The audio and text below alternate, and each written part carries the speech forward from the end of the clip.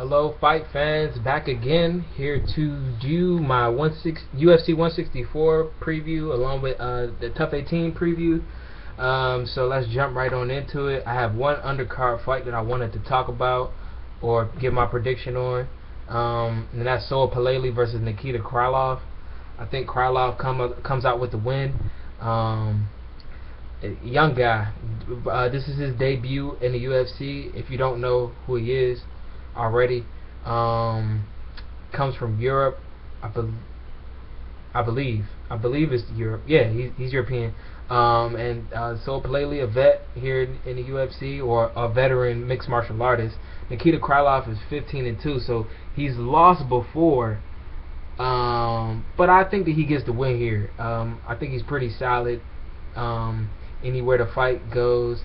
The only problem I see is those random UFC fight jitters that everybody talks about. So anxious to see him fight a step up in competition and see if he proves himself. If he comes out big here, the UFC's heavyweight picture get real interested, man. After a long time of it being very thin, I think that we're witnessing a power shift, where this division is really could become a strength as far as the UFC roster is concerned. So I'm looking forward to that fight. I believe it's oh no, we have two heavyweight fights on this card. I'll get to the other one later.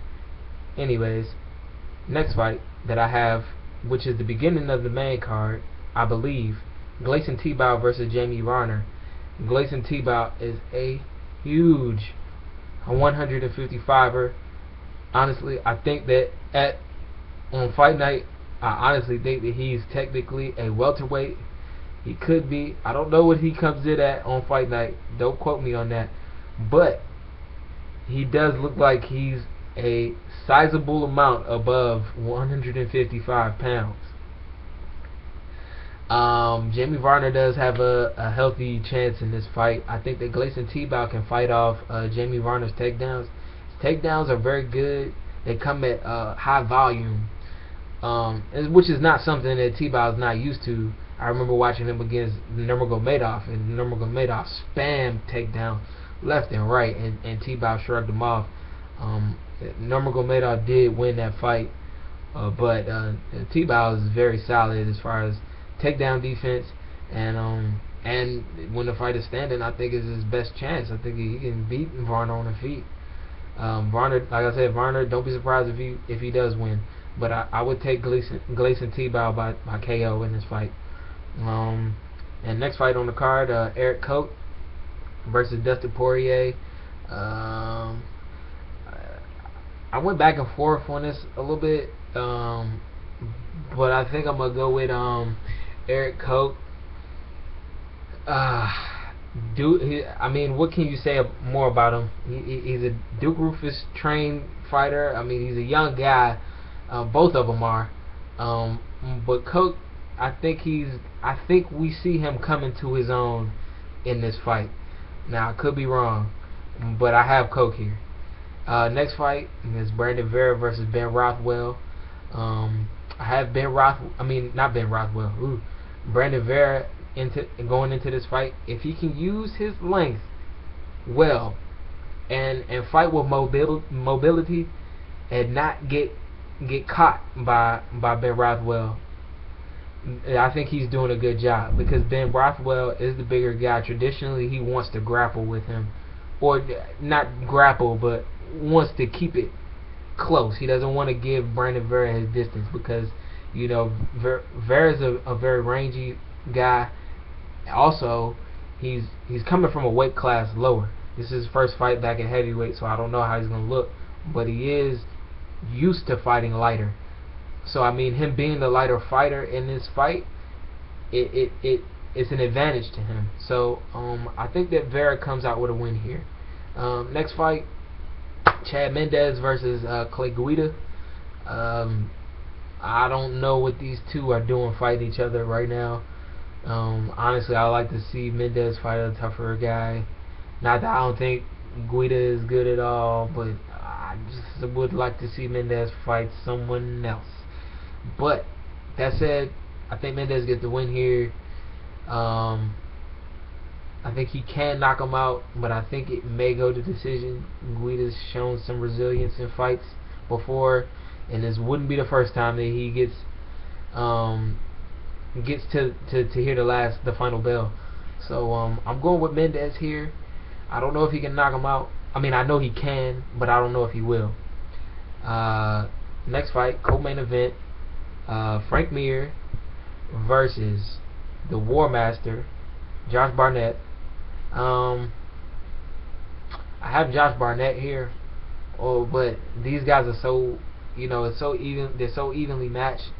It's hard to go against either one of them.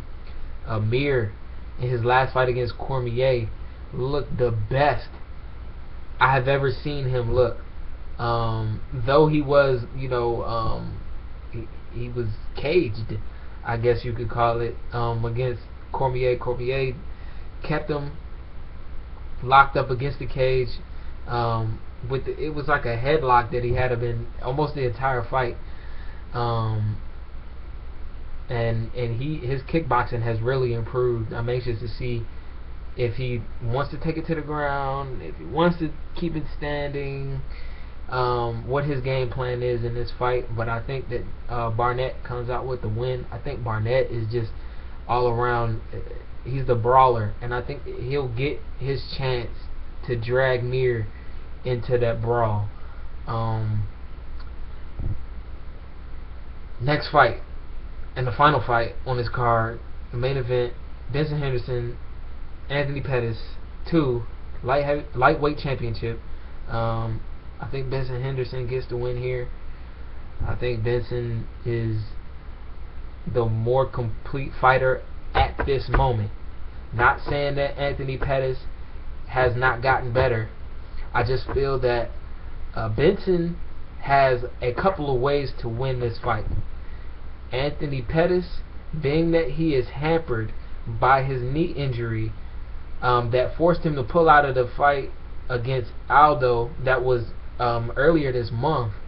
I don't know how well that knee is doing, and it's only safe to assume that he's not fully recovered from it.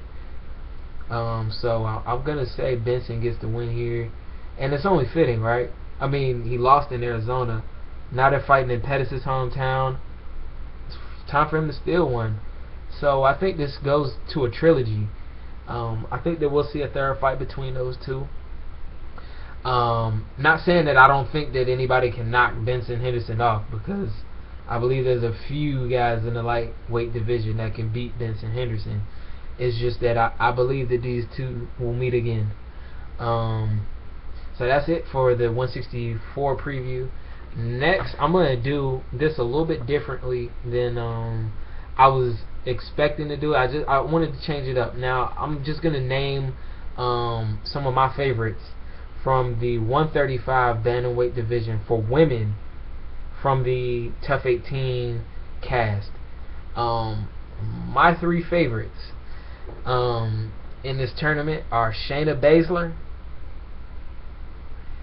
And I really like Shayna Baszler. She's good on the ground, just a vet. She has a lot of losses on her record, but she has a lot of experience.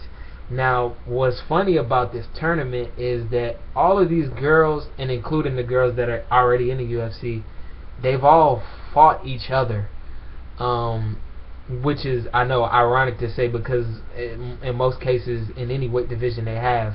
But it's just funny to see these girls come in at different times and they've all fought each other.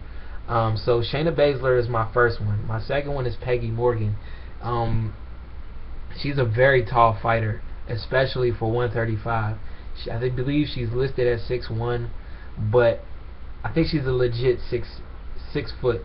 You can give her 6 feet. She uses her length well, and she has some power. She's a very powerful striker, and you can see that in her fights too. She doesn't have a boatload of them, but in the ones that you see, she does display it. I look at her, and I think that she can really make it far in this tournament. Not only that, but I believe we will see her in the UFC. I think they'll like what they see from her on this during this season. And my last prospect, or my favorite, Jessamine Duke.